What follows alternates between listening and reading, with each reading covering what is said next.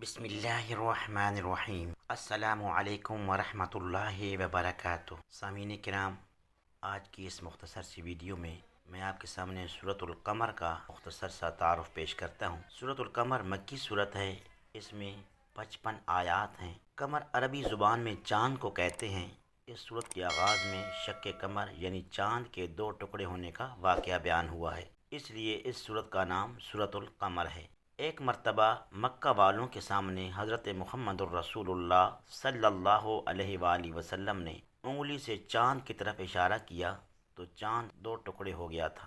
یہ حدیث پاک بخاری شریف میں ہے۔ یہ واقعہ اللہ تعالیٰ کی طرف سے عطا کردہ آپ صلی اللہ علیہ وآلہ وسلم کا ایک معجزہ تھا۔ یہ واقعہ ہجرت سے 5 سال پہلے مکہ مکرمہ میں مینا کے مقام پر پیش آیا تھا۔